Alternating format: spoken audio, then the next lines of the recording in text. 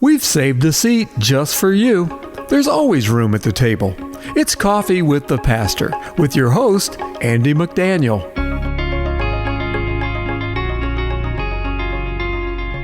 Welcome everybody to Coffee with the Pastor. As always, it is a beautiful Monday wherever you are today in the world. We're excited to be with you, and thank you for joining us today for this hour of conversation and hopefully something that will encourage you. We, as always, look through the lens of Scripture and how it applies, where it is relevant. Every Monday we gather together and prayerfully we encourage you as we present material that is sometimes challenging, sometimes, hopefully, prayerfully, always encouraging.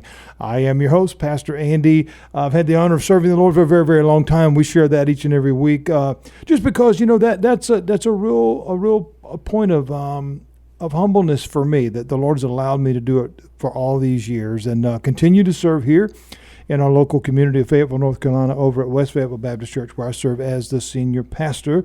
If you're ever in the area, if you'd like to check us out, come by and find out who we are, what we believe, what we stand for, and when we serve and when we come together. You can get all that information at wfaybc.net.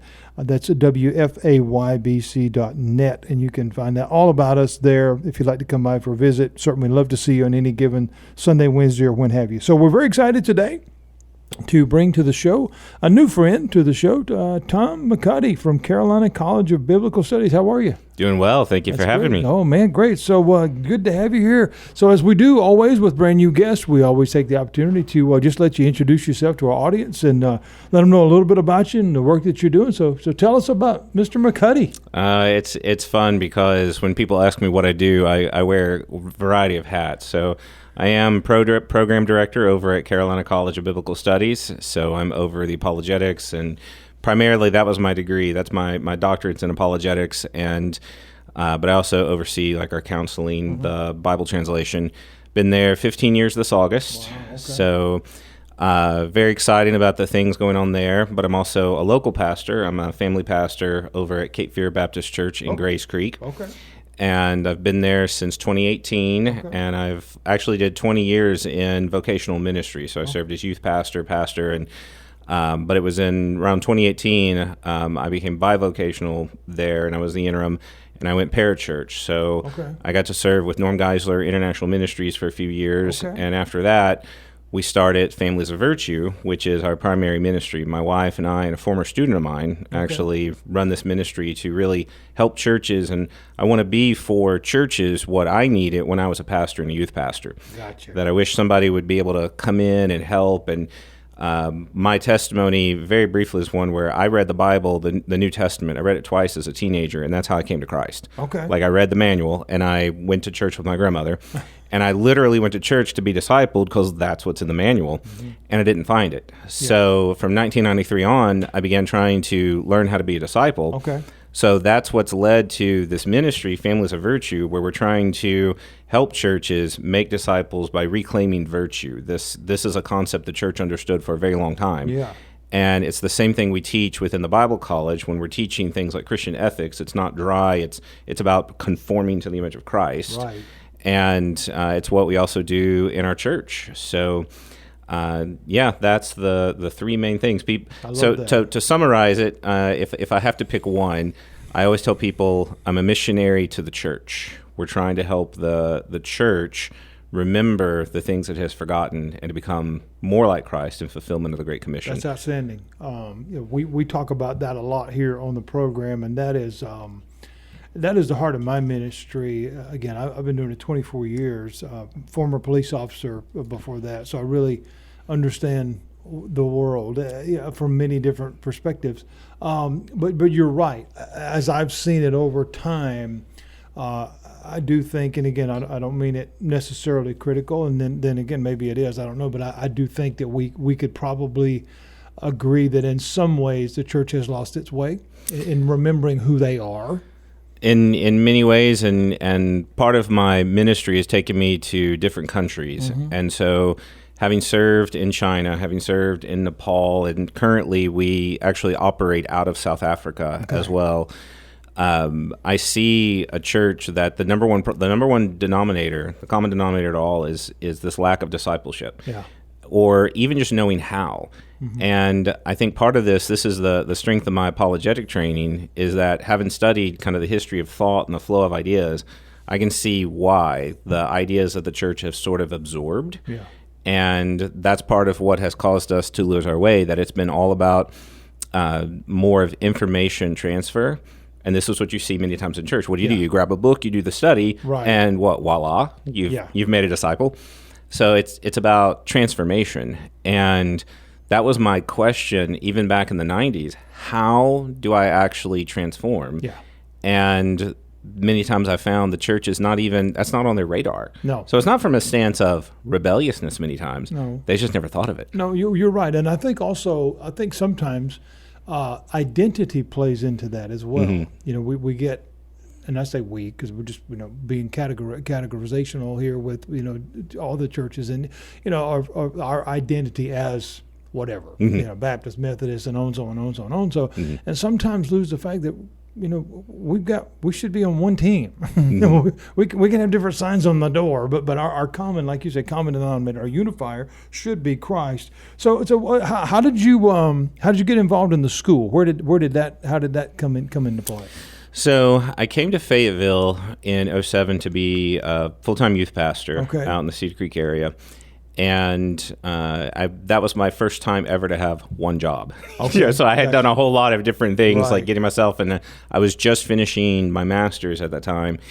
And when my wife and we had our first child, my wife came home from teaching. She was a local teacher. And I applied to the school, having, now that I got my master's, and got in. This is before the school was accredited. I came in teaching English grammar because I've always been a linguist, love the languages. So got in there and found a school that, in many ways, being a small Bible college, it had this focus of ministry. And that even just 2 nights ago, we were doing faculty development, and this call that we're more than professors, that we are disciple makers, that we're sending these students out into the world to be kingdom builders rather than just trying to get credentials. Yeah.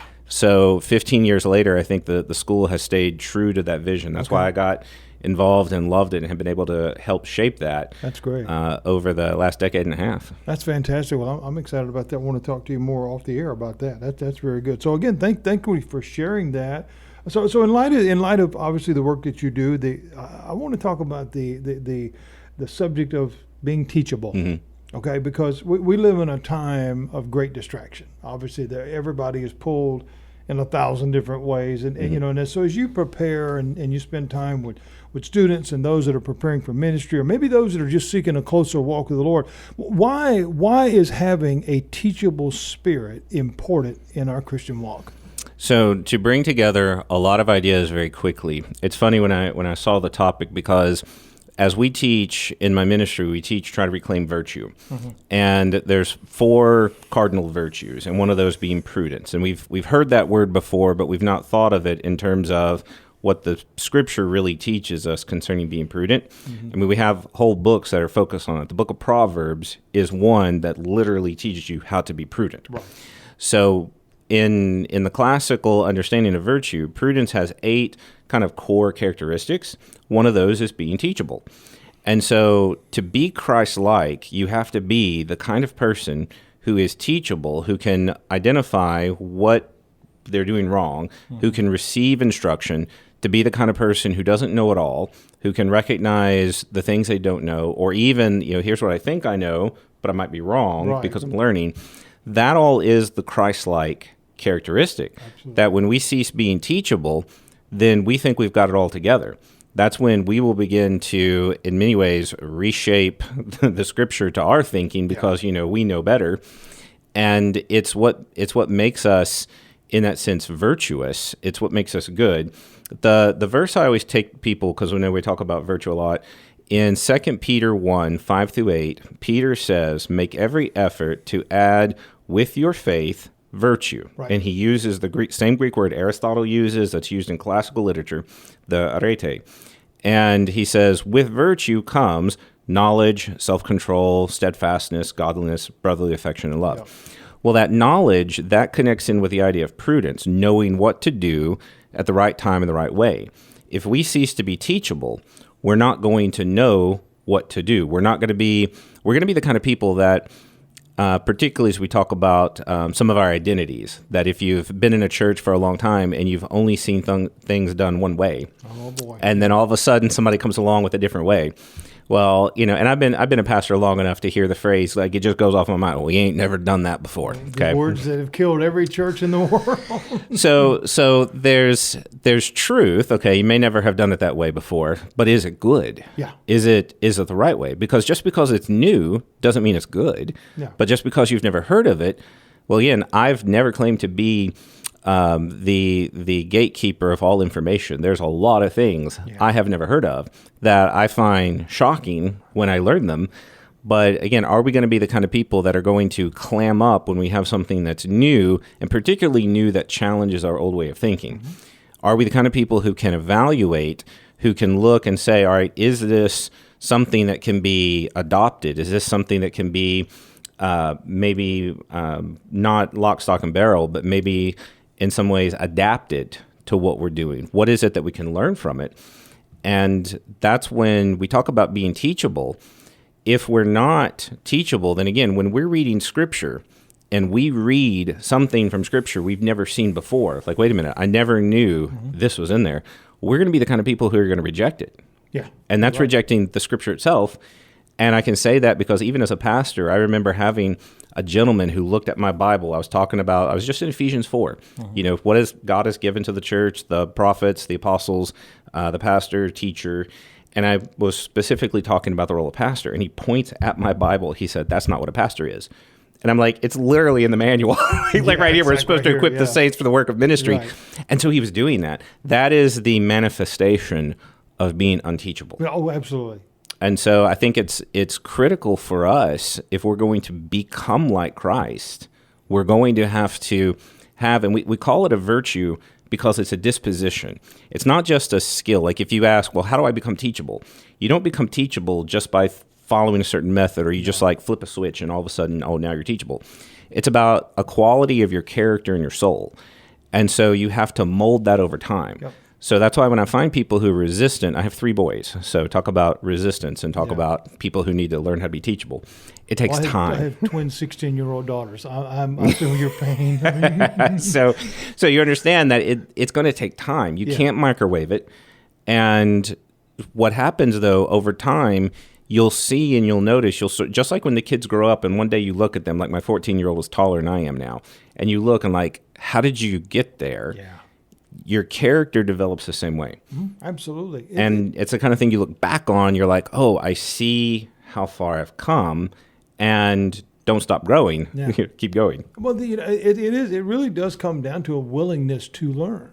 If you don't have, you are not teachable if you're not willing to learn. Mm-hmm. I've seen that over the years, whether it's, I play guitar and, you have some kid, wants to come and learn, and you try to show them some of the basics, G chord, but they're ready to be Stevie Ray Vaughan. It's like, but that's going to take some time, But the same way, I've had young guys from the ministry, or getting into ministry, come to me, and I remember one kid in specific, maybe just 2 or 3 years ago, he came to me and he said, "Pastor, I want to talk to you about my call." I'm like, "Okay." I said, "Well, what's going on, man?" He said, "Well, I really feel God's calling me to preach," and I'm like, "Okay."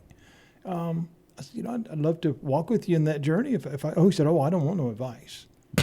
I said, "Well, okay, well, I'm not trying to tell you what to do. I'm just saying I'm here if you need." He said, "Oh, no, I don't want no advice." He said, "I've already taken an online course, and I just want to tell people what to do. I don't even like people. I just want to tell them what to do." I'm like, "You might want to find a different job, but are you sure you heard the call right?" But you're right. The willingness to learn. Proverbs 9 says, "Instruct the wise, and he will be wiser. Mm-hmm.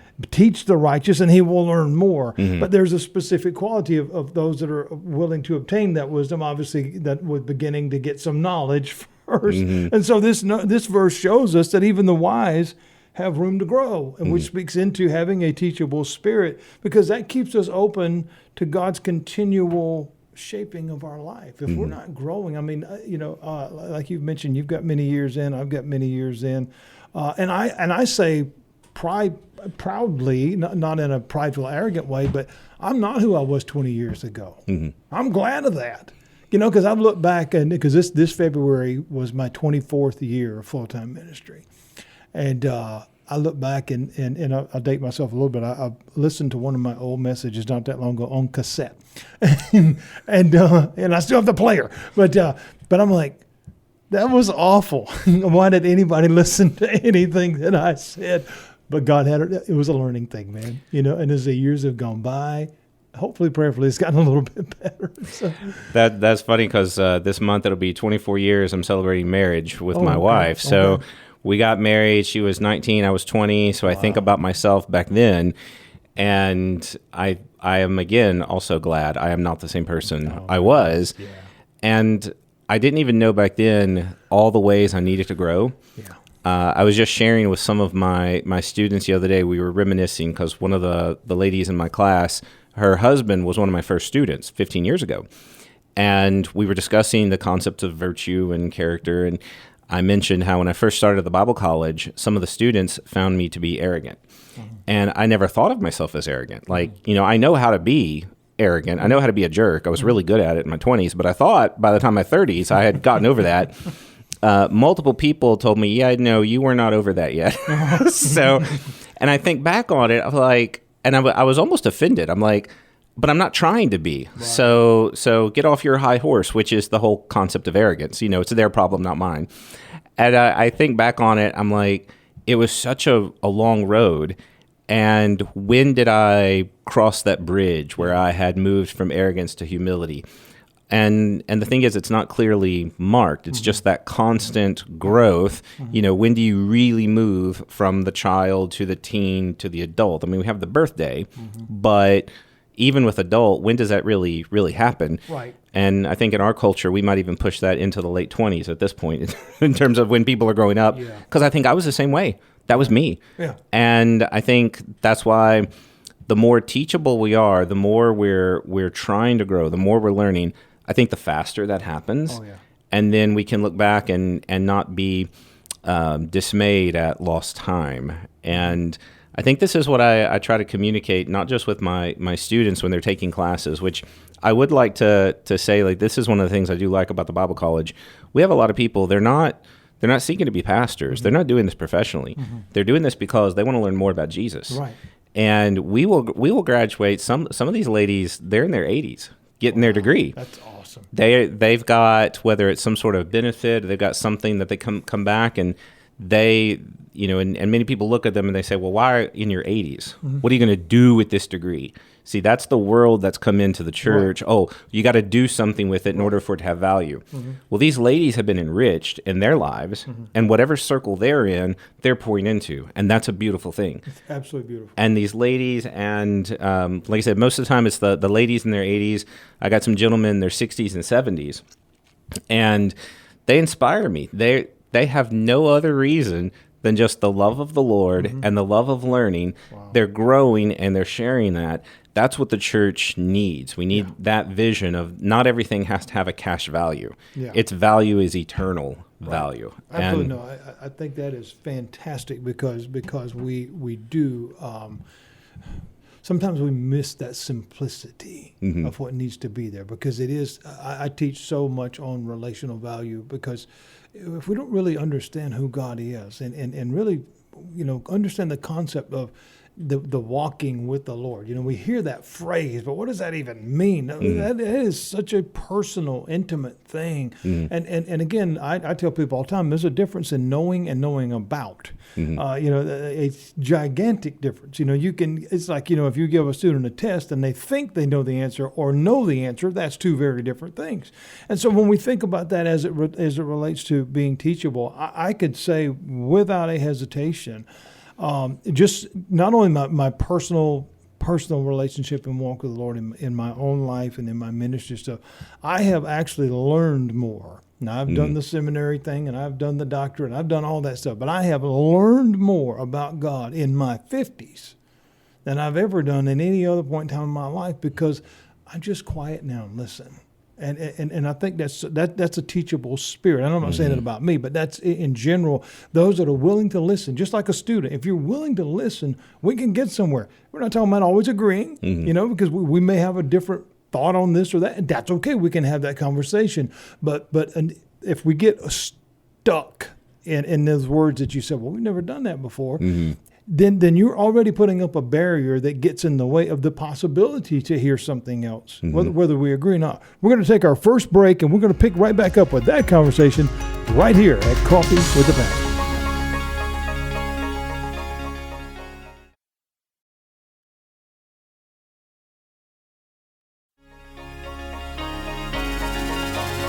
Welcome back, everybody. We're glad to be back with you. Really, really interesting conversation today as we're talking about being teachable. Now, that may seem like, well, what does that even mean? Well, that's what we're talking about, the willingness to do so.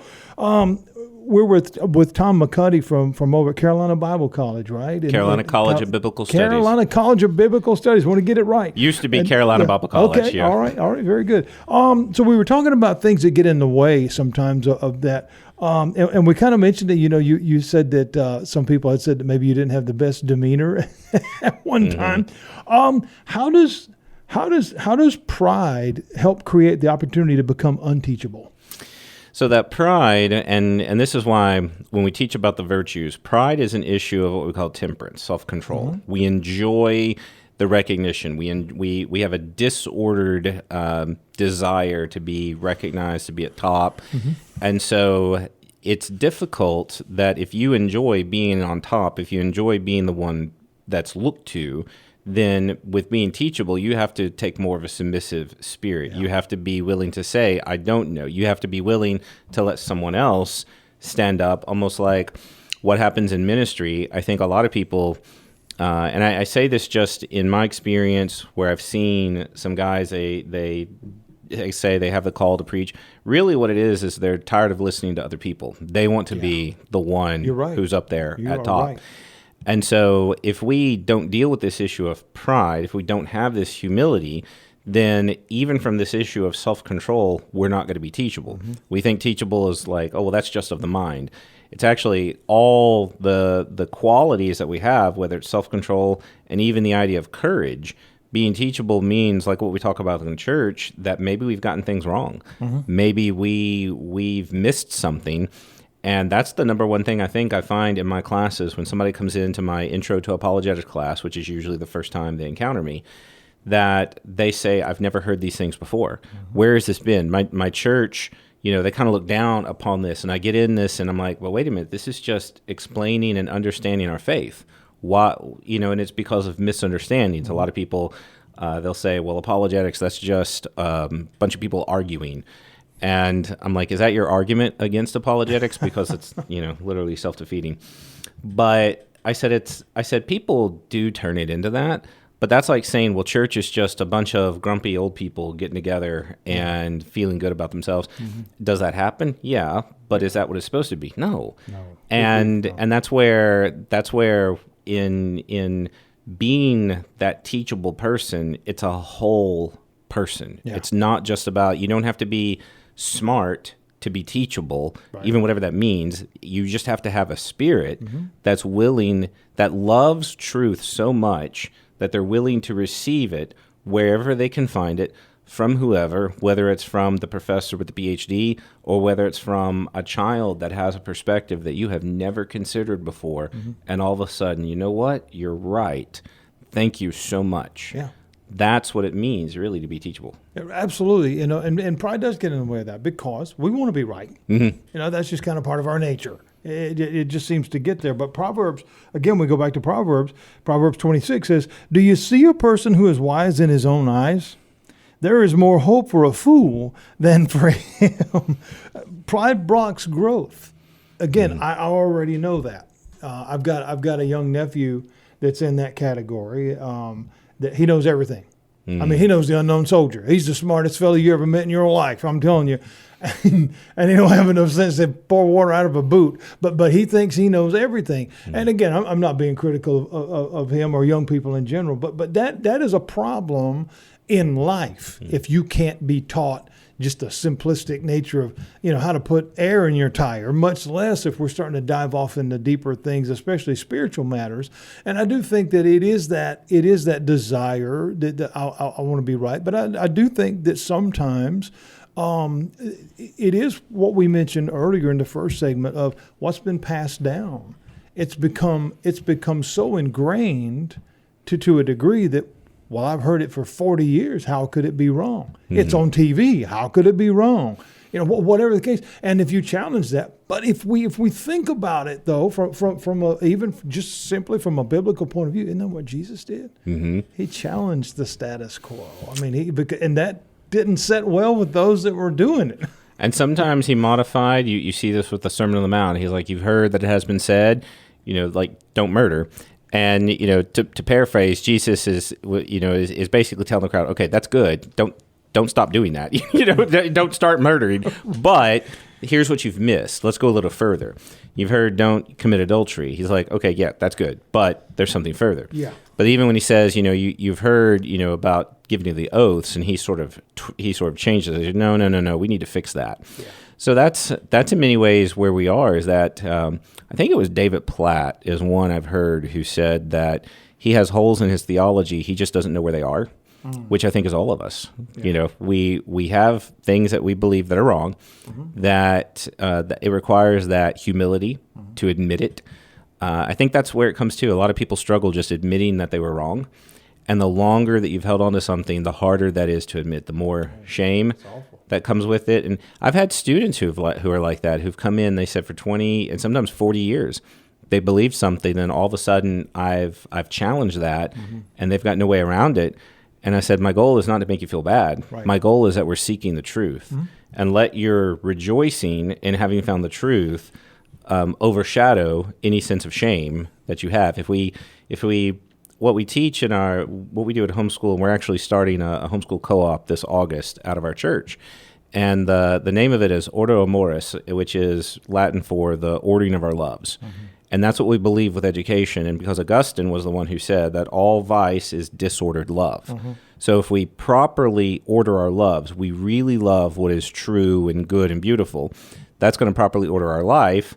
And Jesus even said, love the Lord with all your mind, with all your heart, with all your soul. That once we properly order that love and we love the truth giver, then we are going to love the truth when we find it, even if we've made some mistakes and have to do some repenting along the way. Yeah, and I think that again, that's that willingness to learn. That's that ability that God gives us that ability. He gives us that talent. We have that skill.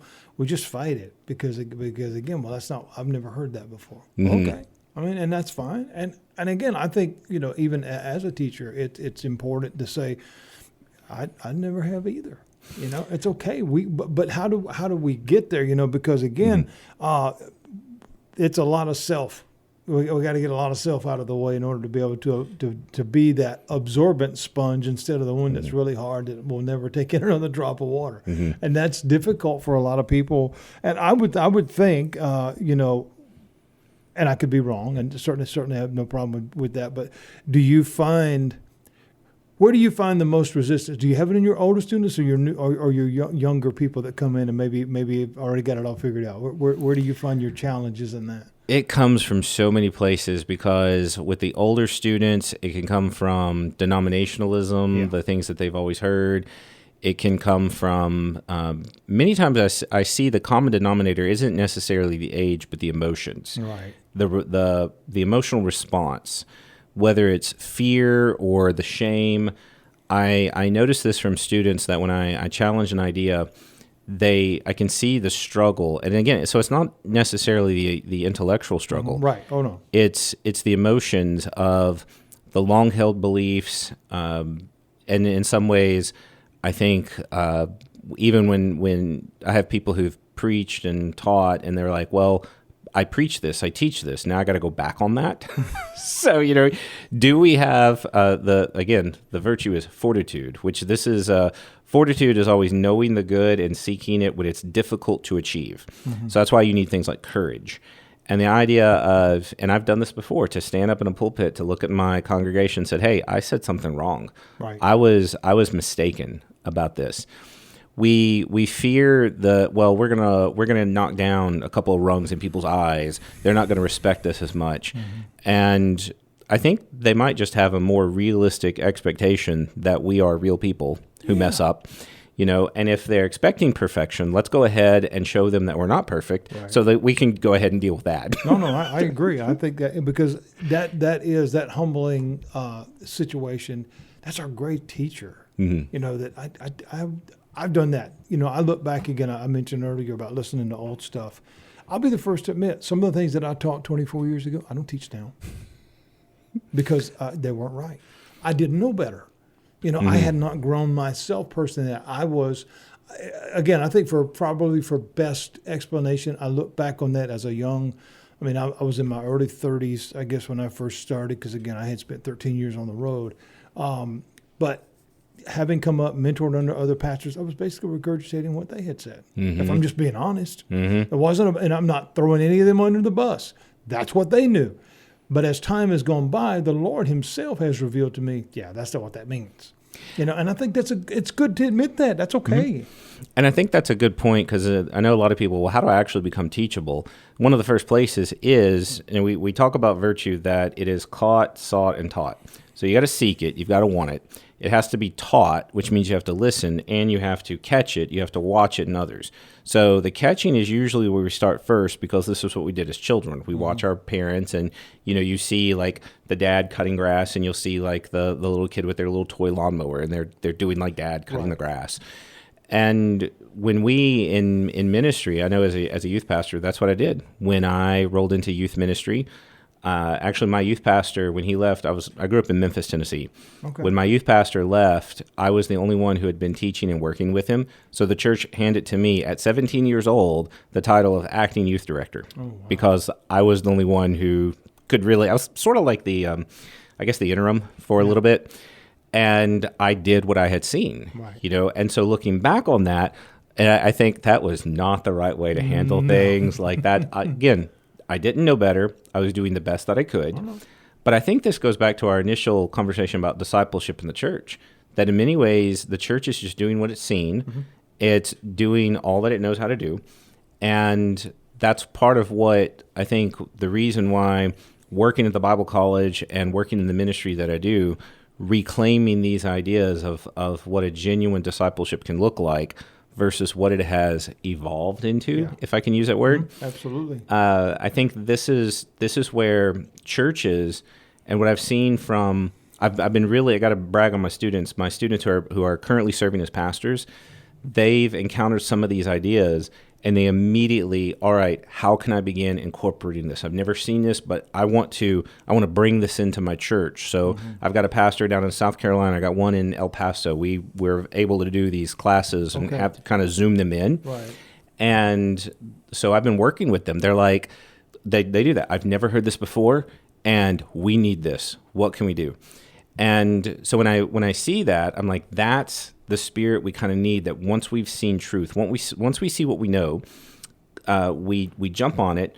Just like if you go to the doctor and the doctor says, hey, you have a vitamin deficiency, you need to start taking a multivitamin. I speak from experience. My doctor did this to me last year. I can be stubborn and be like, I don't need a multivitamin. I'll just eat more of it. I know better, right? I was like, no, I'm going to listen. I'm going to, and I'm like, well, what else can I do? And he's like, you need to get out. You need to get out in the sunshine some more. I have vitamin D deficiency. You need to, do these things. Don't do this, and you'll live better. And well, again, he's not wrong. Right. Am I the kind of person who is willing, who has the self-control, who has the courage? Because, exercise is, I always joke about people. It's like, exercise, eat right, die anyway.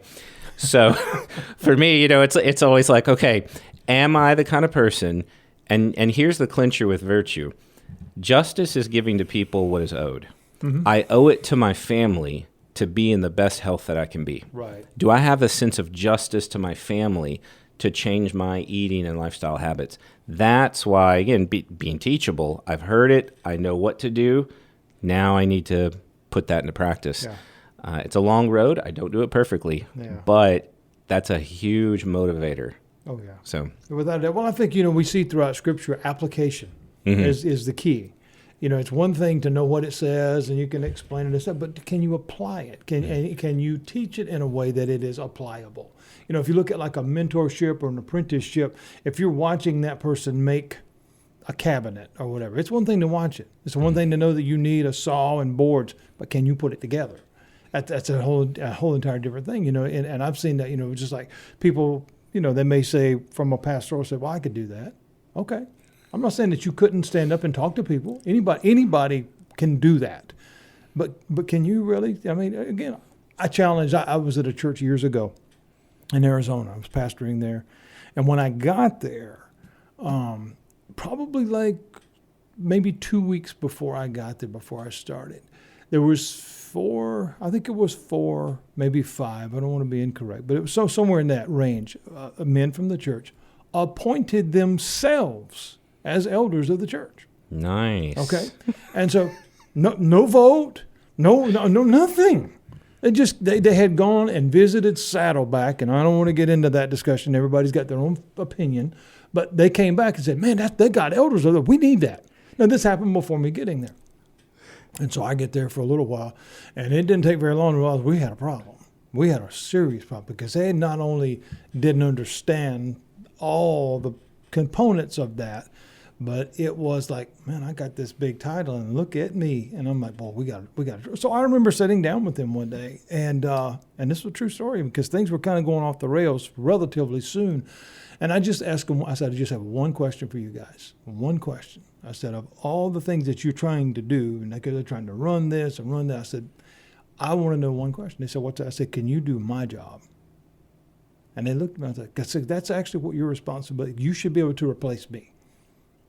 Can you do it? And they all quit the same day. Now, I wasn't being arrogant, but I was just saying, can you put in the time and and are you willing to take the heat? Will you stand up in front of these 200 people and say the things? And again, I don't profess to be the greatest guy of knowledge ever, but I was like, and of course they're like, no. And I'm like, but all these things come with great responsibilities, And when we think about what we've been talking about being teachable, Psalm 25 says he leads the humble in what is right and teaches them in his way. Mm-hmm. In other words, those that are willing to listen, they can be taught. And that's what we're mentioning here is whether you're a brand new 17-year-old kid that's been thrown to the wolves, or whether you just want to learn more about Jesus, if we can take the walls down, the barriers down, whether it's denominationally or whether it's maybe even in some cases doctrinally, because people get leaning toward this way or the other way. But can we focus in on the person and the character of Jesus? Because that's where you'll learn something. Mm-hmm. So where do you see? And we've got a couple minutes now before we go to our next break. If you had to put your finger on one point that you see where there's a great resistance, where's that at when it comes to learning? In terms of the learning, I think the biggest resistance I see is it goes back to the fear of what's new, mm-hmm. the fear of, and this is why I know it's easy to say, oh, we ain't never done that before, and to ridicule, but there is an element of security that comes with this is what I've always done. Mm-hmm. We as people tend to not like the unknown. We don't like to feel insecure. So that is why many times people as have conversations with potential students, the fear of going, the fear of experiencing, and I would say even the fear of failure, the fear absolutely. Of, what if I get this wrong, mm-hmm. And I see this from people, and this is why I tend to be more compassionate now than I used to be, because I'm like, well, look, if Jesus says it, go do it. And I actually preached a sermon one time called Sympathy for the Pharisees, because I try to put myself in their place. And all of a sudden, I start trying to think through the emotions, thinking through the experience, the idea of having built your whole life around something, and then all of a sudden to switch, which led me into thinking about with the very early church when we're reading in Acts and their struggle with the Gentiles and the Jews being part of one body. Mm-hmm. It really helped me to really, I guess, stop looking down on them so much. Oh, yeah. And I realized I compare that now with even the church. We've been operating in the modern church, contemporary church, basically same kind of way for the last 100, 150 years. So generations have grown up, they know no different. And when you come in saying something different, you come in with these new ideas. I think that I'm, again, much more compassionate and much more patient to demonstrate why this is true, why this is good, and to help people see it. And that's why even as we started this ministry, we spent, I and my, his name's Thomas Quackenbush, who works with me. He and I spent about 2 years just focusing on ourselves and our family with this concept. Okay. And so that way, when we were ready to teach others, we were teaching not from theory, we're teaching from practice. And we're like, this has helped so much, and other people could see it within us. Yeah. And I think that's what we miss many times, even as pastors. Oh, yeah. Don't just go in saying, show them why Absolutely. this is good. No, I teach that all the time. Our visible witness is of the utmost importance. That way, it's not just, well, that's not just what the preacher said on Sunday. No, he actually, that's who he is. That's how he lives. That's how he works, the whole 9 yards. Friends, we're going to take our second break, and we'll be right back with the last part of Coffee with the Pastor.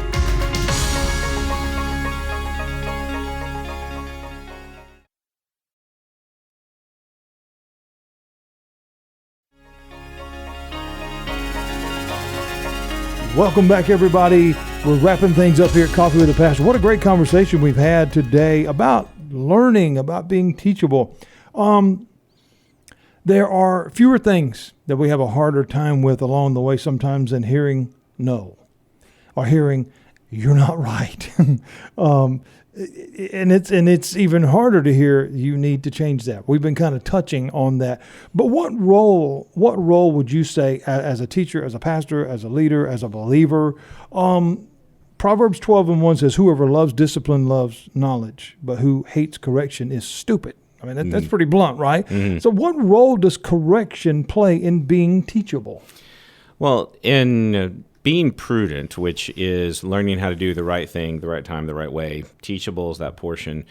Part of that is also one of the aspects of prudence is seeking counsel. So going to others, talking to them, and if the person you're talking to there's another virtue we talk about, the virtue of correction, where they want to fix what has gone wrong.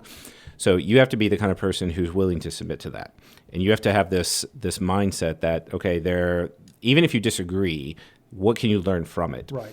And this is why even at the college, one of the advantages the college provides is that's what I'm supposed to do when I'm grading. I'm not just, I tell my students all the time, like grading is probably the least favorite thing that I have with school. Like I am not one of those like, oh, let me get my red pen.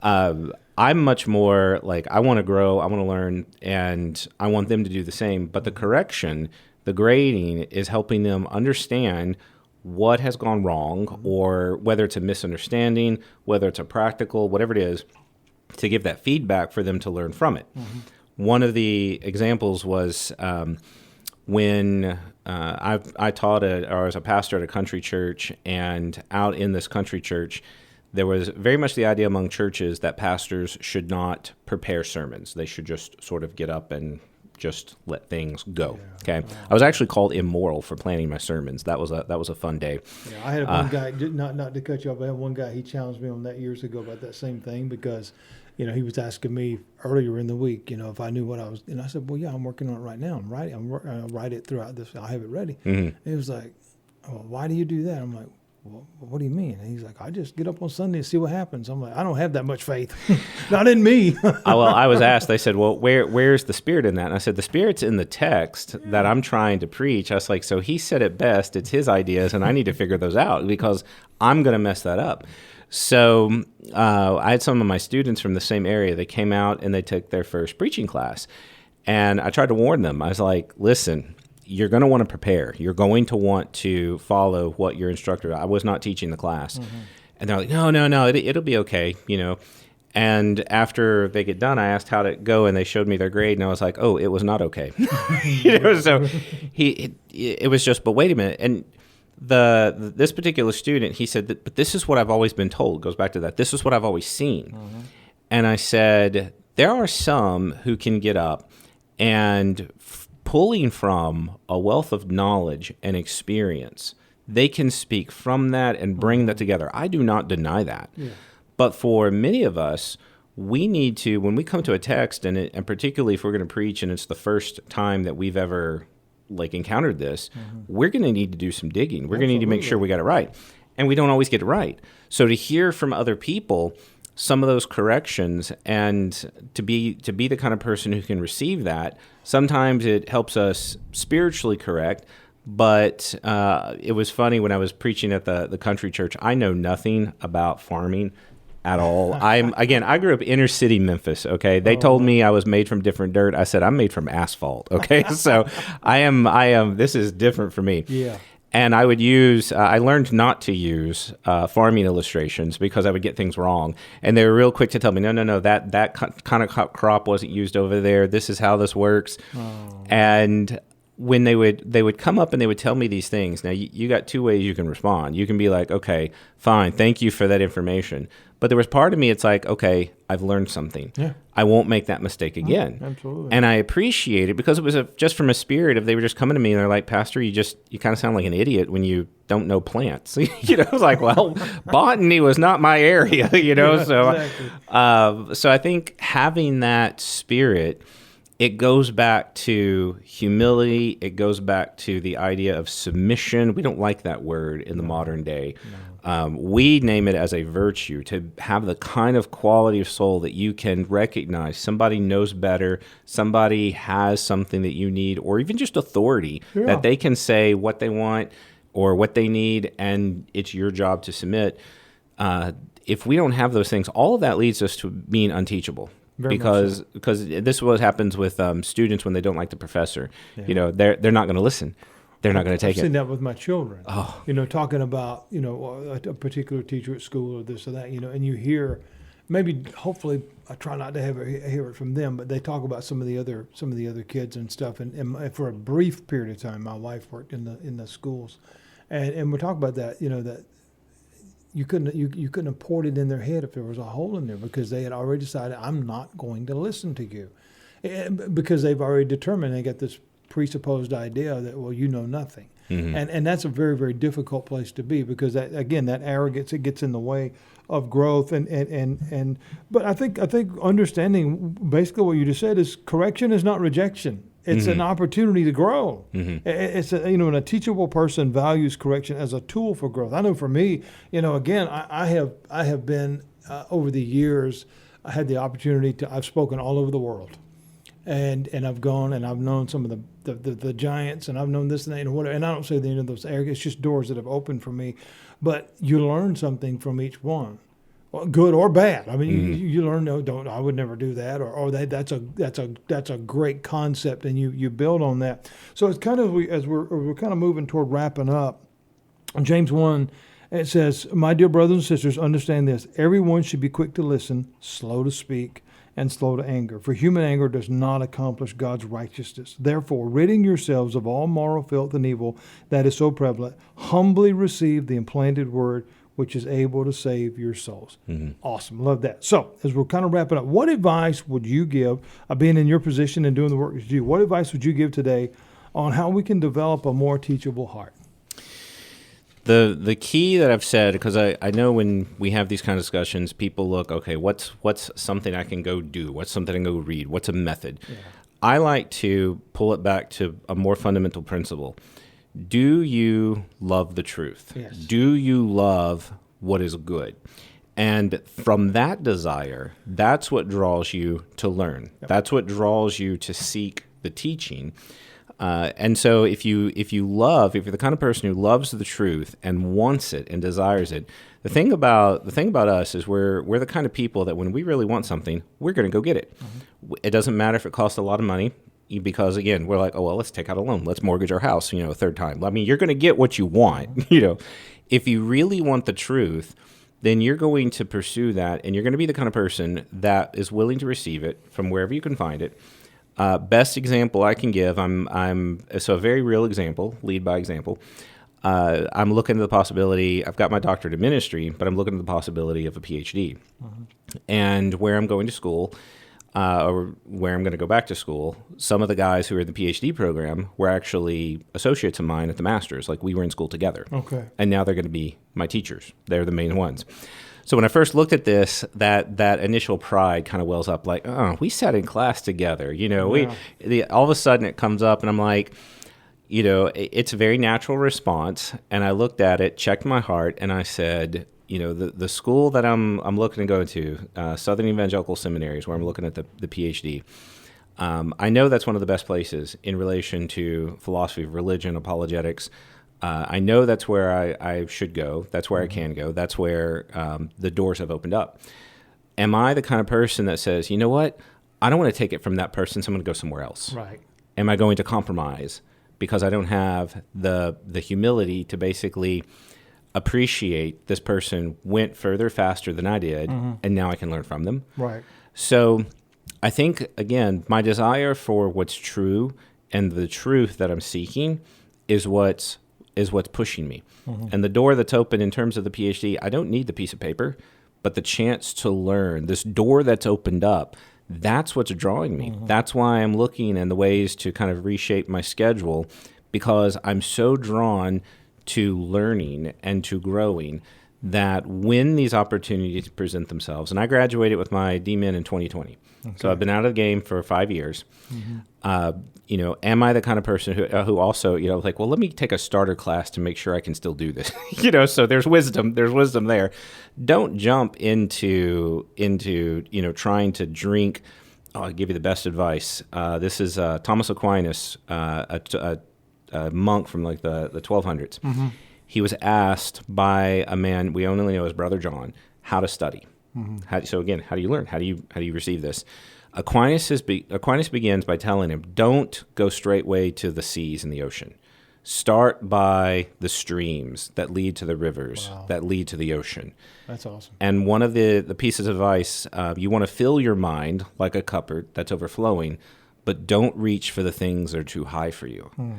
This recognition of who you are, where you are, words from 800 years ago, they're so relevant for the church today that I think our problem is not reaching too high. I think our problem is learning to love and want to see that ocean so much that we're willing to take those streams. Yeah. If we have that kind of heart, that's what's going to move the church. That's what's going to make the church to become more like Christ. Absolutely. Because they're going to desire it. Yep. And even if you don't know how, that's the fun thing.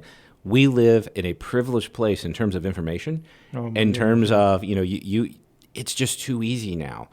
And I think it's to our shame as the church that here we are with access to just about anything in the world, and we don't know. Yeah, we need to have that teachable spirit. You're right. Yeah, I mean, and I think you're exactly right. Even when the Bible speaks of a fool, it's not your intelligence. That's your unwillingness to accept, your unwillingness to believe, unwillingness to learn. It's because you become foolish when you refuse knowledge. I mean, because it's not that it's not available. Like you said, everything is there, and again, it's all there to look at and study and understand and try to come to some conclusion about something. But if you're like, nope, I already know I need to know, that's where you get stuck, and that's where you stay, and that's. We can make the argument on rights and wrongs of that, but you limit yourself. And I'm like you, I never shut the door to learn, because I'm always listening. And I think with that comes great discernment about, I'm not on board with that versus, hey, I've never thought about that, or that's amazing.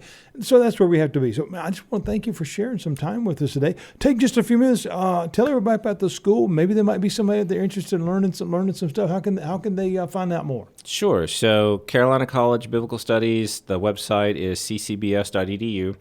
And the awesome thing, it's a growing school. We're having record enrollment. So we're living in a world where a lot of colleges are closing down. We're growing. That's awesome. And super excited about it. So we've got programs at the undergrad. We have the apologetics degree. I often like to remind our faculty that you can get the entire apologetics degree at the bachelor's at our school.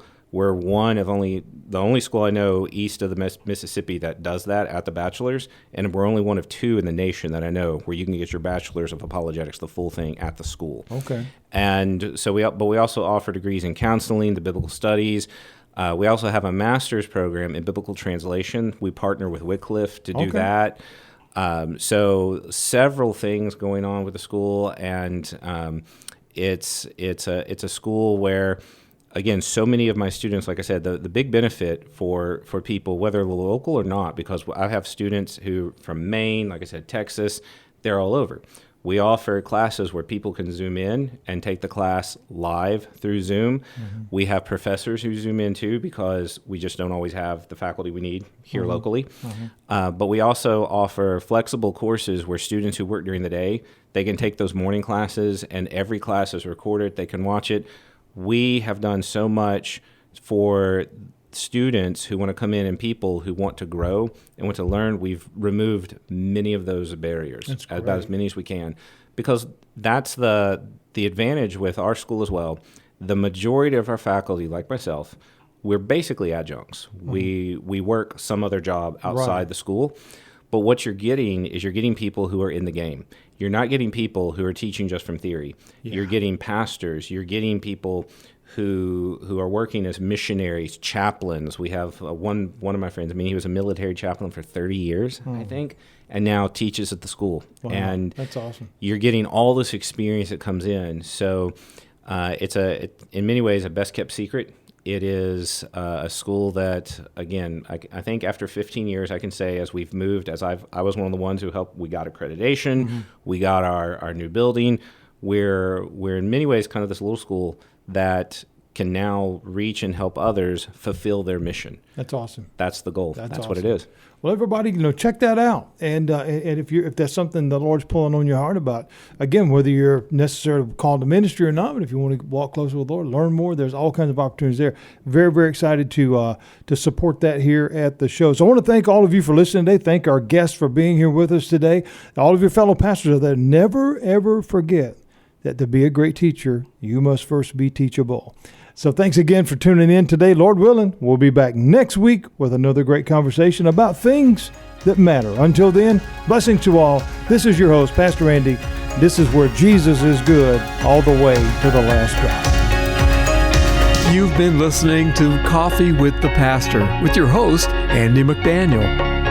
Connect and learn more when you visit the podcast page at Christian1057.com. And join us each week for Coffee with the Pastor on Christian 105.7.